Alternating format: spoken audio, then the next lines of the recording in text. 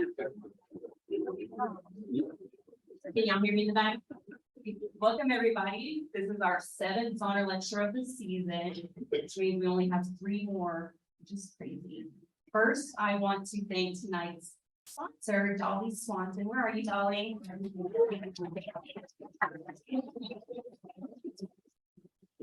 So after the lecture, be sure to stop by our reception outside to grab some refreshments courtesy of Dolly. Before we dive in, I want to do a few announcements. So if you didn't know already, we have been sharing some of our lectures virtually. You can find the link to them on our website. This one is virtual right now, so hi to everybody who's joining us online.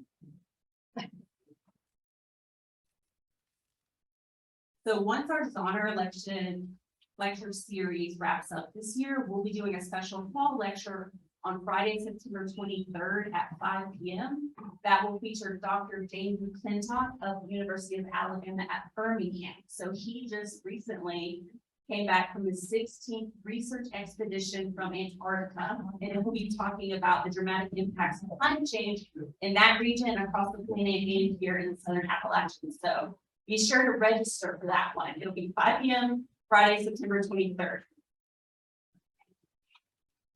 Next week, join us for Murray Burgess' talk from NC State. She'll be talking about light pollution and its impact on humans and birds. So be back next week. And if you're going to be out of town, you can find it online. So we'll be live on Zoom. And then I do want to note before we get into it that the station's Native Plant Symposium is open for early bird registration. That closes in 2 weeks and it'll go to full price. So if you want to save $25, register soon before the end of the month. That will have informative talks, garden tours, a native plant auction, so much fun stuff. So all of this information is on our website, highlandsbiological.org. So now for the main event, let me introduce our speaker.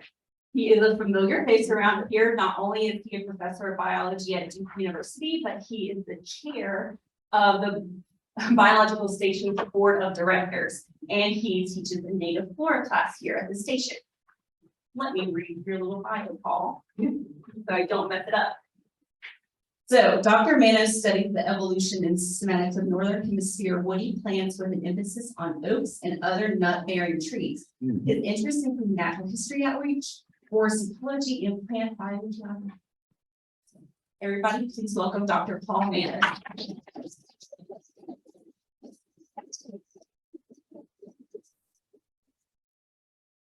Thanks, everyone. It's great to be here again. I haven't given a talk here in about 12 years, and it's so good to see some familiar faces, old friends and colleagues. So thanks again. So I put this together to, sort of bring the focus onto the plateau. And this play on words is mostly about organisms that are dependent on other organisms. And if those connections aren't made, there's usually some function that's lost. And so this is really about keeping function together and understanding some of the fine details about how plants and fungi form networks out here in our forest ecosystems. And that's all on the Highlands Plateau. Of course, you can see this in other places too, but I'm going to highlight these particular kinds of natural history moments through 3 species, and I'll introduce you to them in a second. You all know the logo for the Nature Center, the station, and the foundation. We've got the iconic shortia plant there. We've got a salamander and water, obviously, for the plateau. And I wanted to introduce you to the logo for Duke Biology here on the right, which is a plethodonid salamander and an iconic plant from the Piedmont, which is a wild ginger, a heartleaf, or a hexastylus, if any of those ring a bell. So Duke and Highlands Biological Station have a long history. And I wanted to just get into this a little bit by sharing with you some of the scientists from Duke that came back to study here in the 30s. And these names, Osing, Anderson, Billings, were early Duke ecologists, geneticists, and they came here, and these are papers from the 30s. And what I think is so great about it is that they were the first to study Whiteside Mountain The first to look at those rock outcrops. Osting and Billings looked at the primary forest, the so-called, primeval forest that connected from town to Whiteside. And that was called the Ravenel Woods. So these two papers just focus on the Duke connection. And that's where I come in, is because these are folks who worked at Duke, and I've been there. And I knew at least one of them, Lewis Anderson. But the most important of these folks is really a guy named Osting. And Osting put together the first introductory book on plant communities. And what he was trying to get at was just, what are these relationships among plants and their environment? And how can I put that together as a guidebook for ecologists to follow? And this was a monumental piece early in the 50s. And it talks about some of the things that I'm going to get into a little bit, such as competition. And we all think, something about competition, whether it's animals and plants, or even fungi who are working to survive and get a leg up, an advantage. So we think about plant communities in terms of organisms vying for space, resources, and sometimes they're looking for the same resources. Stratification is just the layering, and I'm going to focus my talk on the underground layer and the herb layer, those two areas of the ecosystem. And then the highlight for me is to think about the dependencies that are out in these plant communities, that some species are really dependent on others for their survival. So that's sort of all drawn from Osting's monumental book. And the interesting thing is, some of these scientists were the mentors of Bob Zahner while he was at Duke. And he did his master's and his PhD in ecology and forestry. So there's a lot of connections here, a lot of networks, and I'm going to tell you about mine. But as we go, we're going to need to focus first on plants. And I thought this microscopic view of plants would sort of bring us to a starting point where we could think about plants. So if you're looking through a microscope and you're seeing these cells, you see these little green bodies, and these are chloroplasts. And this is where carbon dioxide gets fixed or brought into a plant system, is turned into sugars and carbohydrates like starch, more complex carbohydrates. So we call these things autotrophs. These are organisms that feed themselves, okay? So that's the plant mode of nutrition. And we're going to talk a little bit about nutrition with the idea that we're part of the heterotroph group. That means we take in food from other sources to sustain ourselves. So a couple of examples here. In the middle, Ganoderma or reishi, which is a really common organism here in the woods, breaking down hemlocks that are in decline. On the right, the land snail, which is throughout the woods. And on the left, my dog Oscar on a tree, and you can see that he's standing on a shelf fungus. So we've got heterotrophs throughout here, different parts of the tree of life represented. Now, things get interesting when plants start to get their resources from fungi. And this has turned out to be one of the biggest stories in the last 15 years of biology. This is fungi and plants communicating underground, building networks, ancient resource sharing kinds of mechanisms. Books have been written about plants and how they feel and how they communicate. The wood wide web is alive in our thinking. And it's this intersection that I want to bring out some of the focal species for the talk. So remember the wood wide web. But plants have also been interested in tapping resources as supplements. And if you all remember Audrey, the carnivorous plant from Little Shop of Horrors, you could think about the fact that plants that are in need of something, that would be nitrogen, have figured out how to be carnivores. In fact, they've figured this out 13 times independently. So there's at least some drive out there in evolutionary space for plants to figure out how to supplement their diets and pick up nitrogen from another source. So since we're in the Carolinas, North Carolina in particular, the Venus flytrap is our iconic plant for that. This plant lives in longleaf pine forests, the coast. It's pretty much extinct from South Carolina, but you can still find it in North Carolina. And there's some really nice features here. This is the modified leaf here of the plant. It's just a rosette of leaves, but they're really modified leaves. And if you look at the tip of the leaf and you see these little hairs, those are the triggers that an animal sort of traipses over, and the trap closes, and there's the meal, and this is the source of nitrogen. So this is an interesting adaptation in plants to supplement the diet and hopefully get a leg up in environments where nitrogen is at a premium. So think about that. And one idea of that is that, you might see that even something with a backbone could be slow enough and not bright enough really to avoid these traps. So this is serious stuff. This is a meal of a lifetime here, this little frog. And my students were out in the field opening traps to see what they eat. And you see those fingers and the students from a while ago, and they were very eager to open traps to see what was actually in them. And this was a surprise. I have not seen this too much. But just to show you that this science and this basic discovery of carnivory is still alive, I want you to know that there is the 13th lineage of plants that are carnivorous. Recent discovery, 2021, in a very, important journal, Proceedings of the National Academy of Sciences. And here we are in the Pacific Northwest, kind of the highlands of the West. Very wet there. And this plant, which is a lily relative, has a unique trap. In fact, it's along the stem. And if you go to historical specimens and look at the stem in the museum, you'll see the insects stuck on that stem. Here are the points where the glands trap the insects. And here's the plant in flower. And right along there, these sticky areas are where insects are trapped, digested in place. And this is brand new to science. So I just wanted you to know that this supplementing of the diet, people are still looking at it, publishing it in important places. So that's one view of expanding the palette for plants. We've gone through fungi. We're looking at picking up nitrogen.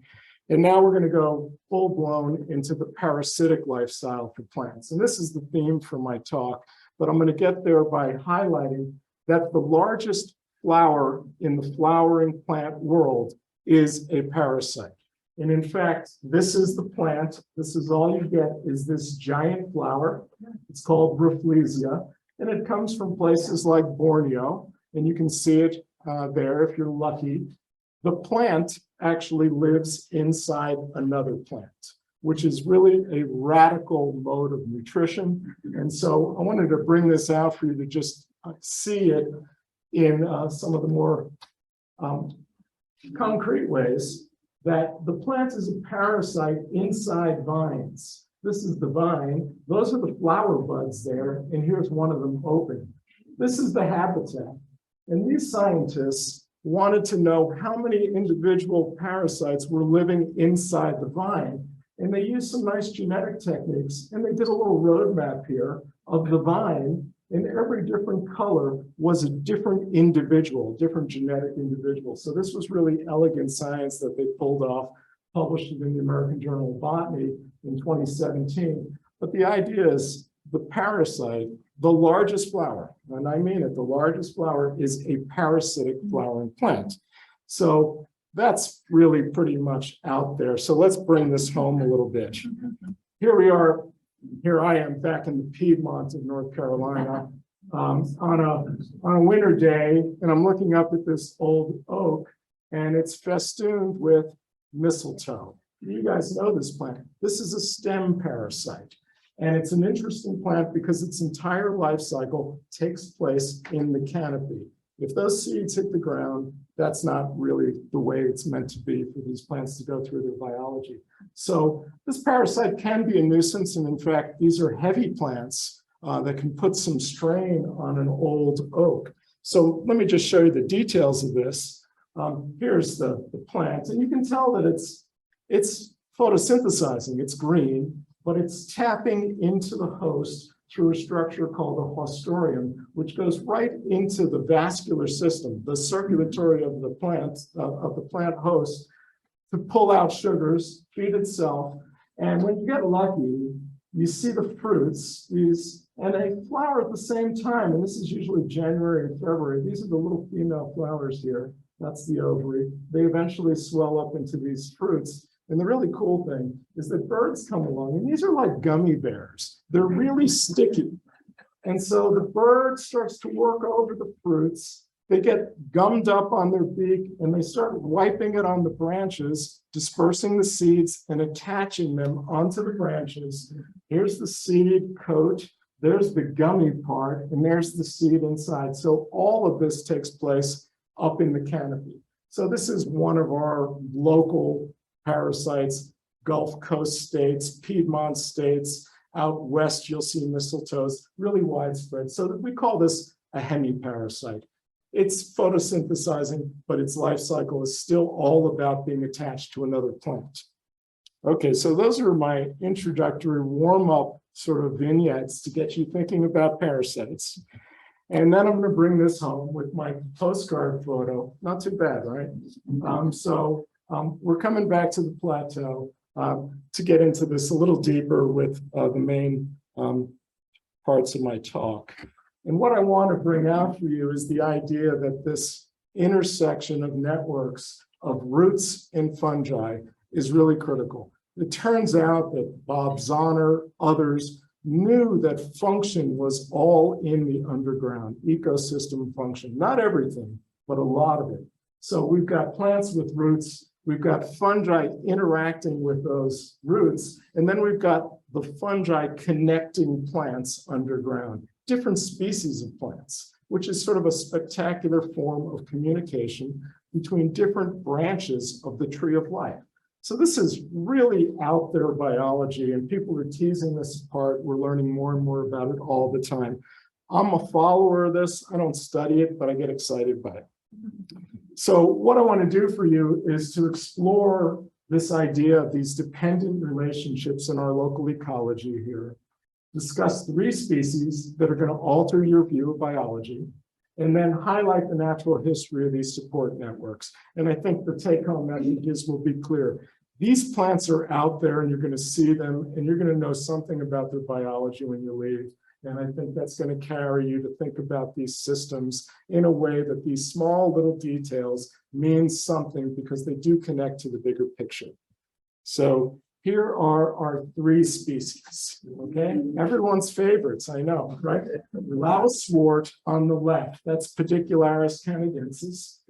Bear corn, I know you've kicked it, you've seen it, you don't know what it is. Bear corn in the middle, and ghost flower on the right. So 3 focal species. The first 2 on the left are related to each other, and they're part of the first scenario I'd like to get across to you. And ghost flower will be the second part. So let's see how this goes. What I want to do first is explore this plant parasitism spectrum for you. And I'm going to tell you that the lousewort and the bear corn are related to nice plants like snapdragon. They're not parasites, they live on their own, they're fully photosynthetic, free-living plants, so they're snapdragon. Out of snapdragon and their relatives have evolved things we call hemiparasites, and that's lousewort, and I'll show you how it works in a second.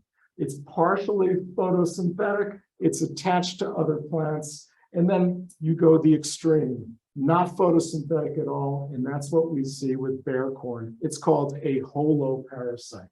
So some questions. Why do some of these plants give up photosynthesis? You know, it's $1 million question. What does that mean? And I'll get to that. And what are the consequences of losing photosynthetic activity? The whole idea of just giving up being a plant, being an autotroph, and shifting to something else is really an interesting phenomenon. So let me share some of that with you. First, let's look at Pedicularis canadensis in all its glory. Those leaves are deeply dissected. This flowers in mid-May. If you look up close to them, the flower's got this extended sort of beak and a couple of lower lobes to the petals, really a condensed set of flowers. So it's a really interesting plant. from that perspective. Here are the flowers, and like I said, they're small, but if you look at them really closely, you can see that all the petals are fused into a tube, and here's that upper beak, and here are those two lower petals, but all of this is fused together, bumblebee pollinated generally. And my study site was just down the road. Now, I don't want you all to run over there after the talk. So, take it easy on these folks at 864 Smallwood Avenue.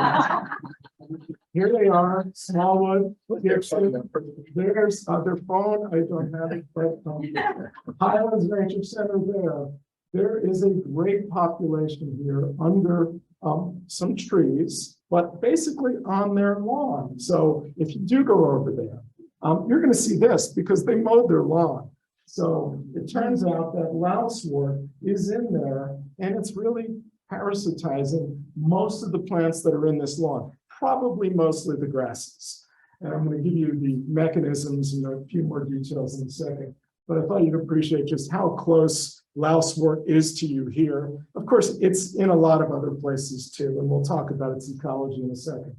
So I went back to the literature to an old paper from 1963, and it's a classic in that it's talking about how it attaches, what this hostorium structure is, and how many hosts does it have?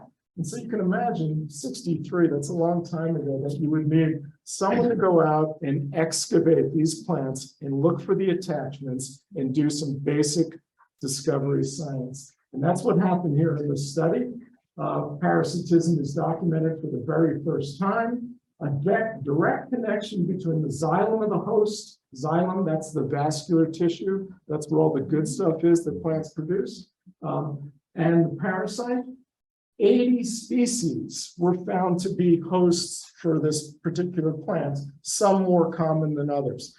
This is a very general parasite. It's after almost anything it comes in contact with. So let's take a close look at it just because it's worth going through some of its natural history. So here it is, and some interesting things about it. Particularis basically means lice. That's the root for it. So it relates to lice, and a louse is a singular, of lice, right? So the lousewort, that is sort of a plant that's louse-like in a sense. But it turns out that farmers used to think, ranchers used to think that when their cattle ate this plant, that they got lice.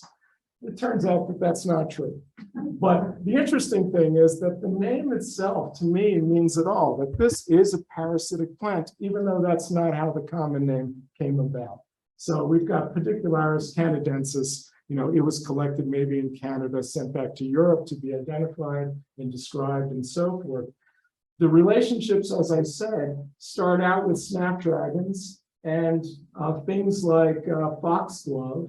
And of course, they're related to Indian paintbrush, and I'll bring that in a second.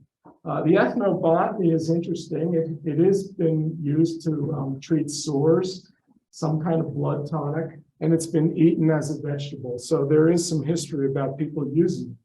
The ecology is interesting. It's a perennial along disturbed forest edges, and that's exactly where you're going to find greatest contact with plants like grasses and a lot of different plants. If you're too interior into the forest, you might limit your chances to connect with hosts. So it's on trails, it's on lawns, 80 host species, and it's got this hostorial connection to the host. So let me go over that and show you what it looks like.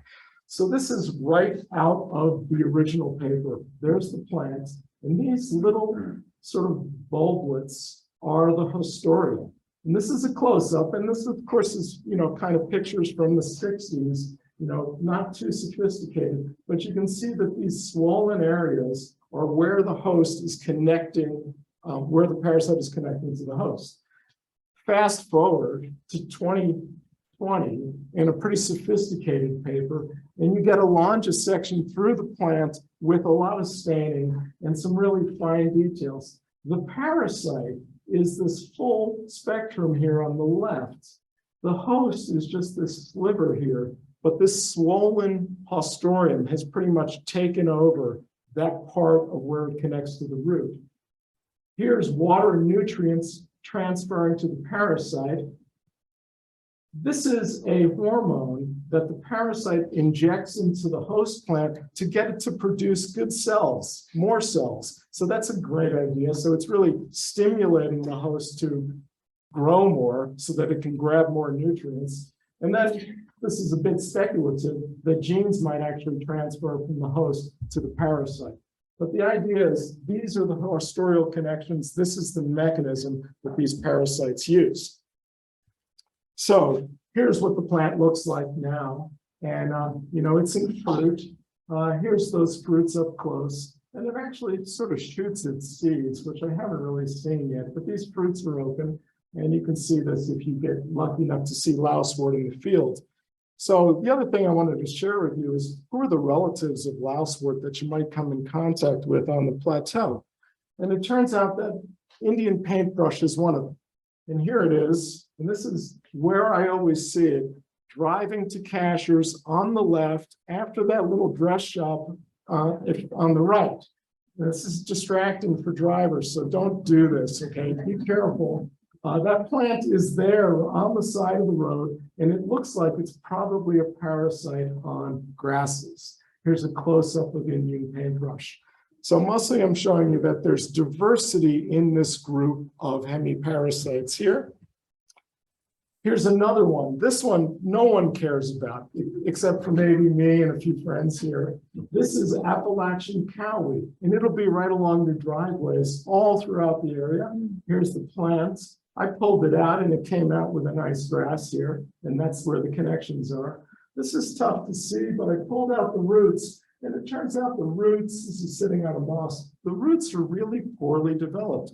All they need to do is make contact. And that's the charge to get them to be getting energy from other plants. So the roots of these plants really aren't well developed at all. Pretty interesting to think about. So wanted to make a transition to think about hosts and where are the potential hosts. And you would think, like, what is in the root biomass? What's dominating the root biomass wherever we might go? If we're here in the eastern temperate forest, if you look into the canopy, it's going to be oaks and other broadleaf plants that turn color in the fall. There's going to be some evergreens in there. And the root mass underground in these forests is going to be dominated by those species. In other areas, you might find grasses to be the dominant root mass sort of set of species, like the roadsides, trail sides, lawns, and so forth. And so what I'm getting at is that where you see the species delivering the root mass is where you might expect these connections to develop historically. So thinking about that, I'm moving into showing you another relative that got specialized on oak roots. And we're in the same group. This is another relative of the lousewort, and they call this the Appalachian oak leech. And it taps oak roots, but it's still photosynthetic. So this is another hemiparasite. Got a very attractive flower. They come into bloom soon. So watch out for these guys. They're here. There's a nice complex of species. So now I'm going to make the shift complete and go down to one oak species. And this is going to be Quercus rubra, or red oak, that has a lot of root biomass around here. You guys all have this on your property. This is one of the dominant trees in our ecology. And with a little excavating early in the spring, you might see these guys. And they're awfully cute, and they look like little cones, right? So there they are. And a little later, if you keep digging around and expose them, here they are, and this is a red oak. And now you get the idea that these are odd little plants without any chlorophyll, and this is quite unusual. So we've moved in the spectrum of parasitism from generalistic hemiparasites to now a species to species specific interaction. Our bearcorn is only a parasite on red oak. That's quite a specialization. Interesting thing to think about. So let's do the profile on our next plant. And so here it is, Canophilus americana. Cone with scales is what that means. Canophilus, cone, conifer, Bolus having to do with scales, bear corn or cancer root are the common names. Its relatives are kind of in the same line. It's related to lousewort and then to its three living friends, the foxgloves and the snapdragons. The ethnobotany is interesting, and I don't know a whole lot. I've taken this from other sources. You might make sort of a tannin-rich tea out of these. So it's got some kind of properties that are interesting, which is kind of cool. It's a perennial parasite, again, without chlorophyll, and it's on red oak in relatively mature forests. So it's not going to be sort of in the disturbed edges generally. It's going to be in the forest on older trees. There might be some exceptions. They live for about 10 years, and it takes them about 5 years to really get going on an oak. It's still got this fostorial connection, and I think we all know that they're browsed by bear and deer. And in fact, there is some truth to the idea that this is a bear laxative. I always thought that that was storytelling, but when a guy, Tim Spira, told that story and said he had seen the evidence, I really believe it. So when bears wake up and they're looking for a little metabolic stimulus, they might pop a few of these. And if you look at their scat, you might see the evidence. So I think it's okay that you tell that story to anybody who you'd like to. So we're good with that. So here it is in flower. And this is the time when your bear might pick one up. Full bloom, really fleshy. And so they're really interesting. Note there's nothing green here, mostly browns and yellows. So they've given up photosynthesizing. The consequences are extreme. Their leaves are reduced.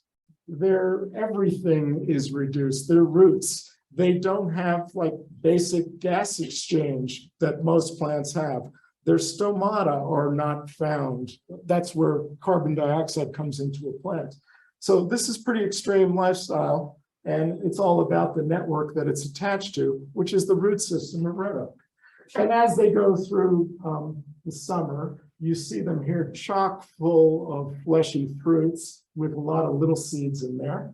And then you get this, and you mostly look at that and wonder, was it fungal? Was it flowering? I don't know. But now I think everyone will know that Canopolis americana is a good flowering plant, but it's invested heavily in flowers and fruit, period. That's all this plant is about now. It's given up all other function because it's borrowing all of its machinery from its host.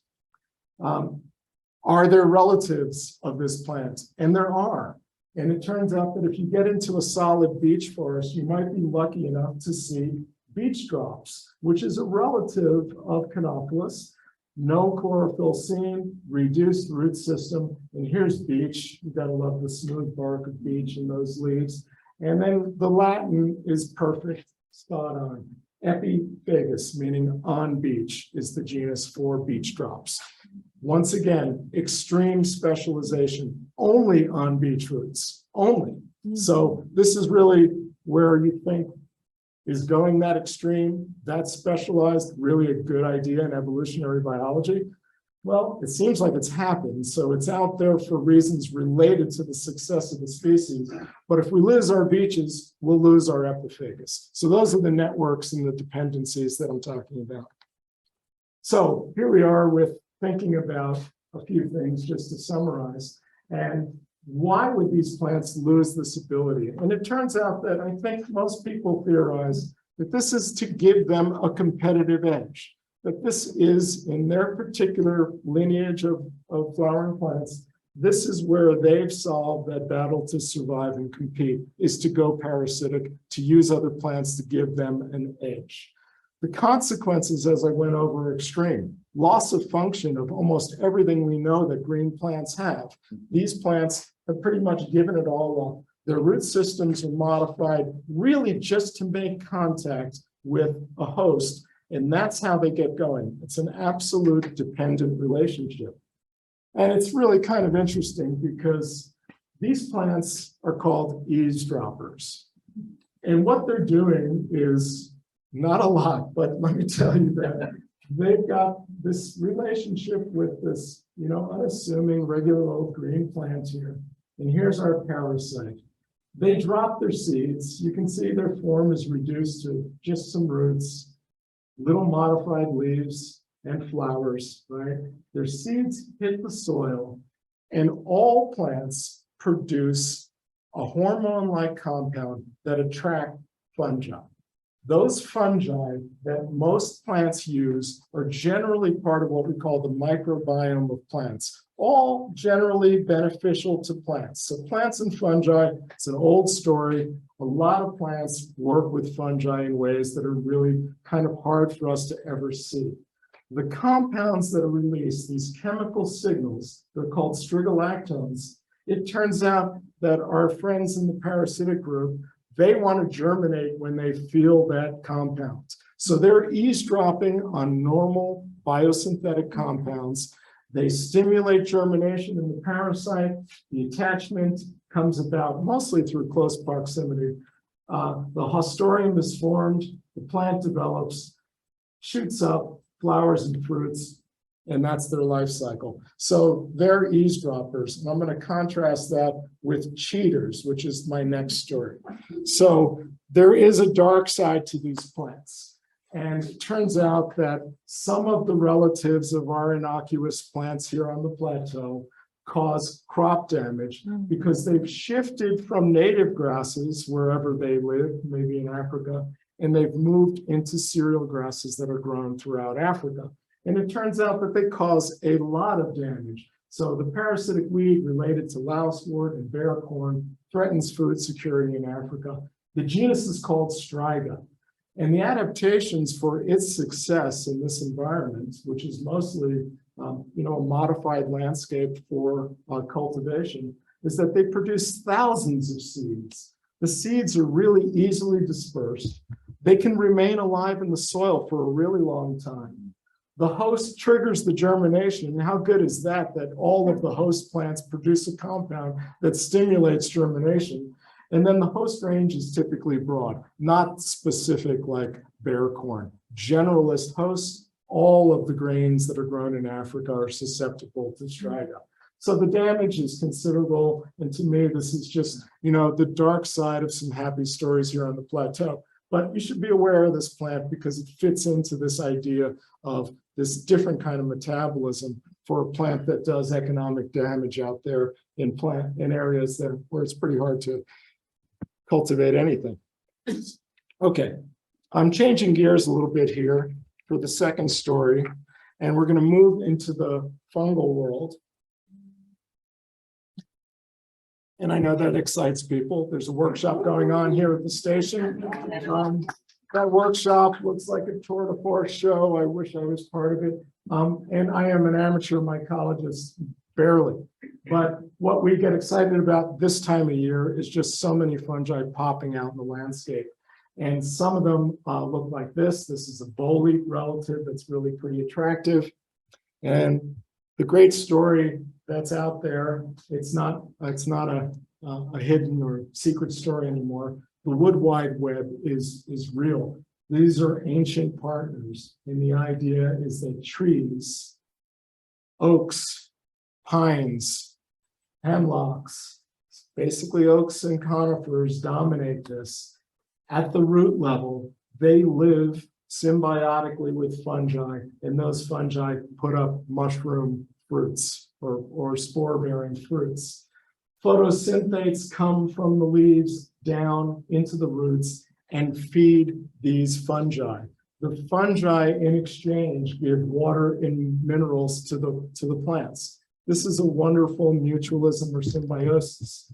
On the right, I just wanted you to know that it can be really complicated. So these different colors in this cartoon are designed to say there's a lot of fungi on the roots of your average oak or pine or hemlock. And these are the different fruiting bodies that represent them. The chanterelles that everyone likes, the amanitas, and others that are part of these guilds. So if you wondered how many of these fungi are on the roots of an oak, probably 100 species, maybe more. When you look at the roots, they're swollen and they look like they're infected, and they've actually got a sheath of fungus around them. And then the rest of the fungus is out doing the excavation work with the roots. So it expands the root surface of the plant and both partners benefit. It's a very happy story. We call this ectomycorrhizal symbiosis. Ecto for outside, meaning that the fungi are usually outside of the roots. Myco means fungi, rhizal roots, and that's ectomycorrhizal symbiosis. So who are some of these species? I think you've seen a few of these popping up. So I'm just showing you a couple of the candidates that are involved in the symbiosis. And then I want to show you a plant that's directly involved in this, and it's the ghost plant. So here it is. It was busy flowering not too long ago. It's past that now. So you can see it in its early stage, no chlorophyll, modified leaves, nodding flowers, and it's going to go through a sequence where it straightens up, finishes its flowering sequence, and turns to fruit, and it blackens. So here's the look of that plant, straight up with its flowers, probably receptive at this point. And then Jennifer, the hand model here from yesterday's hike to Terrapin Mountain, we excavated and we found the mass of the root body and the fungi together. And here are the stems with the modified leaves and the ovary. This is basically an ovary on a stick. That's what this is all about. It's all about flowering and fruiting, just like in the bear corn.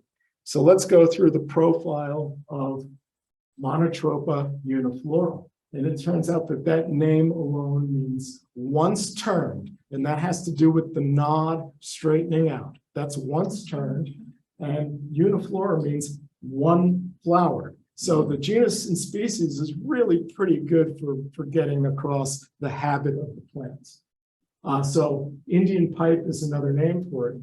The relations of this plant are all of our friends here in the plateau. Blueberry, rhododendron, mountain laurel, striped wintergreen, all of those plants are related to Monotropa.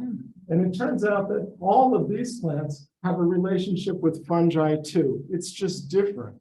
But Monotropa and its friends went off with the ectomycorrhizal fungi in a dramatic event of host shift. And the hosts turned out to be all of the mushrooms that we like, and they got away from the fungi that are typically working with ericaceae. So it's an interesting story. The ethnobotany is real, and I've watched a few kooky videos just to get ready for this talk. There's people who go out there and make tinctures with this. Don't do it. Strong pain relievers, anxiety reducers, whatever that means. This is a powerful plant. I'll leave it at that. The ecology, this is an annual parasitic herb without chlorophyll. It's under trees in very acidic soils, and it's specialized on one group of fungi to complete its life cycle, just one group. And that's pretty amazing. And that group is these guys, the russulas. I know you guys have seen these rose-colored mushrooms out in the forest. So what's happening here is our Indian pipe and this fungus, which works with trees, are all in it together. If you excavate, which is so much fun to do when you're looking for the connections, you'll see the stem of your ghost flower, that weird root structure, and then plant roots and fungi all mixed up together. So it's a tripartite system of interaction that's happening here. And our plant is cheating this system by just jumping into it and getting all the good stuff out of it and giving back nothing. So that's why I'm calling it a cheater. But let's appreciate its roots here that are also covered with fungi as well. So this is a pretty spectacular plant. And we'll just call this a life cycle. I don't have every stage here to share with you, but the seeds are dust-like, and I really mean dust-like. This is way smaller than a millimeter. That's the seed. And as soon as these seeds germinate, fungi infiltrate, and this was all done experimentally. It was beautifully done by scientists in 2004. These are the seedlings of ghost plant and its relatives, all surrounded by a fungal body, a mycelium, the body of the fungus. Eventually, little plants come out of that and look like this. So germination turns out to be a colonization event for the fungus. The fungus is just grabbing things out there, but the relationship is pretty cool. And we call this mycoheterotrophy. And this is where fungi tap into where flowering plants tap into fungi for food. And some of these fungi are connected to trees. So let me get that across to you here. So here's the story I told. Our plant producing photosynthates, our fungus down on the roots of it, mushroom produced. Here is the cheater, the mycoheterotroph, in all its glory with its balled up roots doing this. There's another version of this, and it's worth hearing because I found it exciting. This is brand new stuff too in 2020. There's orchids out there that now are known to tap into the fungi that are basically decaying wood, not living symbiotically with trees, but just decaying wood. And it turned out that the way they solved this and understood it better was sorting out old carbon from new carbon. And I'll explain that to you. The new carbon is really what carbon dioxide is coming into a plant today. And that's getting through to the mycoheterotroph. In carbon, we have multiple flavors of carbon. They're called isotopes. And scientists can track those isotopes really easily to see what the source is. You can radio label those isotopes. You can do interesting things with carbon and follow the trail of where it goes. So this is what I've explained as sort of standard mycoheterotrophy. On the other side, if the plant is getting its carbon from a fungus that's decaying wood, you might be able to know that this wood was produced 60, 70 years ago. And if you go back 60 or 70 years ago, you're going into the atomic age, which means our atmosphere was full of carbon-14 from atomic bomb testing. That's dwindled a little bit, but that is a marker of that period in our history. As these scientists did the work, they picked up a strong signal of C14 in these orchids, and they knew that it was coming from a different way. It had to be coming from old wood and old carbon. So this is pretty cool stuff to just think about where the carbon is coming from, yesterday or 60-year-old carbon. So what are the friends of our ghost flower? And if you've been lucky enough, you've seen some of them out there in the woods. And they have some garish colors, maybe, pretty striking if you can find them.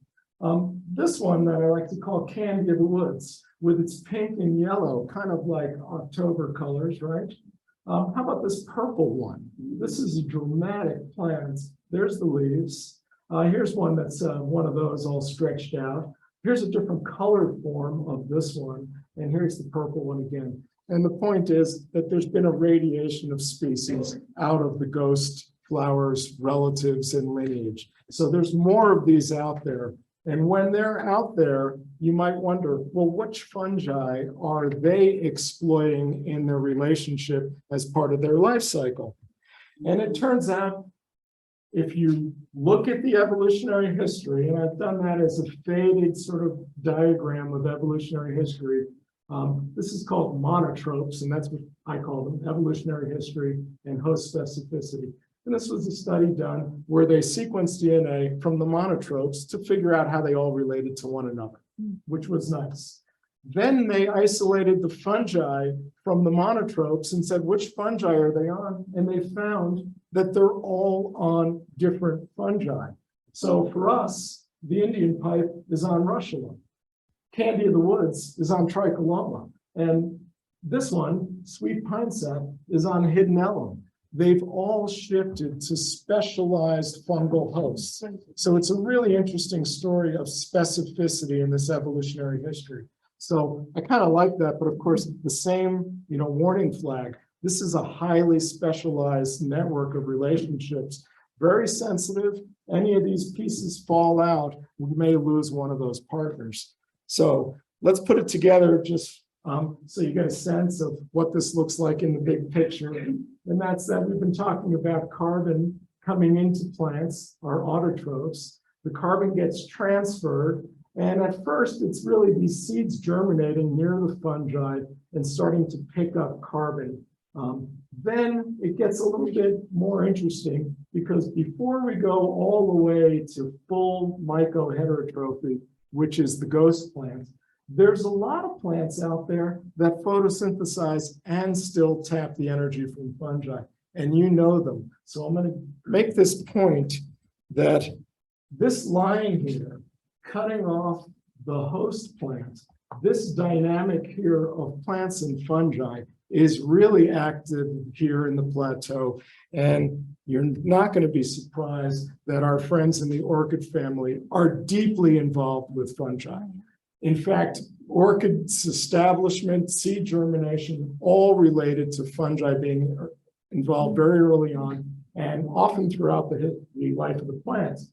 Here's an orchid for you that's more of a Piedmont plant, but it's just like coral, it's just like bear corn, and just like Indian ghost flower, just flowers, no leaves, no green, nothing, all investment into flowering and fruiting. So that's pretty cool. So let me wrap this up by saying that if you look at these plants, you're going to see that they share some similarities, and I've gone through them as I've given this talk, is that they invest heavily in flowering and fruiting, and they've pretty much reduced the rest of their plant body, roots, leaves, and so forth. So these are unrelated. They're in different parts of the flowering plant lineage. So here's our bear corn on Magnolia fraseri, and here's our ghost plant on Magnolia fraseri. And that's really interesting. So what is it that these plants have that shows what we call in evolution convergence? And this is the idea that there's similar consequences on their form and function when they move into a particular approach to their metabolism and nutrition. Their leaves are reduced to scales or sometimes absent. The vascular system, their xylem and phloem is almost reduced to nothing. They're using the xylem and phloem from their host plant. Stomata, the gas exchange cells, pretty much lost. The root systems are reduced. The seeds are tiny with almost no food storage because they don't really require it anymore, because once they tap the host, it's off and running. So that means that these seeds sometimes last, sometimes don't in the seed bank. They have to be near the host for successful germination. And here's the cool part. If you wondered about their genes, their genomes, their genes and their genomes are a runaway train. They're losing genes. Their genes are being turned off. All of the genes for photosynthesis are generally not functioning anymore. You can follow this through in these plants in different parts of the flowering plant lineages and see that the same things are happening. So it's a lot of repeated evidence for the fact that this particular kind of selection pressure gives the same result, whether it's in form or whether it's down to the DNA level, which is pretty cool stuff. So when we think about convergence, we think about how organisms that are unrelated solve problems. You can think about bats, not related to birds. Both of them have taken to the sky to be part of a different niche and where their biology takes place. Or you might think of sharks on the right and whales on the left, mammals and fish, cartilaginous fish, basically looking the same. Their bodies are the same to solve that same problem with form and function. So I put that together just to give you a sense that our little plateau plants show convergent evolution in ways that we need to appreciate, because they're following some of the same patterns that we see in the bigger picture of evolutionary history. So I'm going to leave you with this slide, which is out on Bob Zahner Ridge.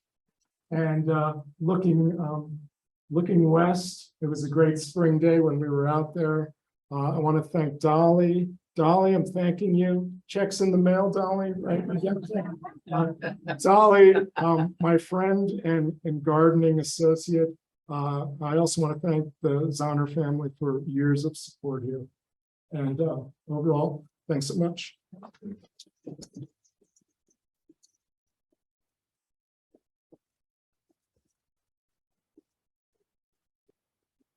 If anybody has any questions, we have time for one or two.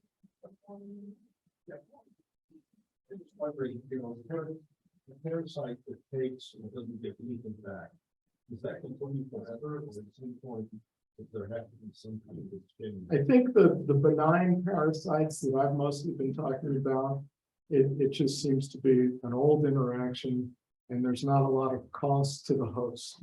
The mistletoes, they take their toll, but they're not going away. The host is still here, and this is probably a long association as well. There's a lot of fungi that are benign parasites that work on trees for hundreds of years. They're parasites, and they're slowly getting to this tree, but it's so benign that it's an interaction, and it's this sliding gray zone between symbiosis and parasitism that gets really interesting. And there's a lot of places in there where you're wondering, isn't this too extreme? We know it's too extreme when we have an invasive pathogen that's going to wipe out something like, the hemlock. And that's a strong parasitism where we see where it's going. But these that have been set up in sort of the natural experiments here and elsewhere, I think they're just the novelty of evolution is that interactions might move towards more of a taking rather than giving, and that's just out there for us to appreciate. Yes. Paul, you mentioned that there was a pain and stress relieving plant. And then I think I heard you say, don't try. So say a little bit more about that. Well, if you go online, you can see just about anything, and there's people out there foraging, and they're fine folks. But they're also looking at how indigenous people use these plants, but they're also experimenting on their own. And they're wondering about dosage, and they're wondering about plants that had a history of being chemically active or something like that, or sort of however plants and vertebrates like ourselves might sort of have, we might have a reaction to them.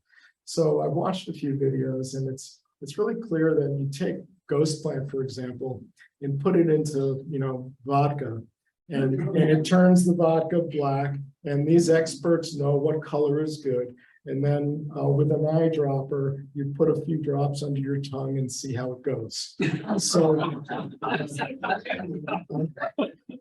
I'm not an experimenter, but there's a lot of that out there, especially with plants that are really known to have properties that are strong in vertebrates like us. So, it's pretty interesting because I think indigenous people were through trial and error exploring all of these things, and the things that came to us from them are probably just tip of the iceberg. They probably did a lot of experimenting on our native plants and fungi. Yes. Is there any reason y'all think there might be the plant families like Orobanchaceae and Orchidaceae specialize so many times into parasitism? Like just those two families? I see a lot. Only in the sense that I think it's adaptive.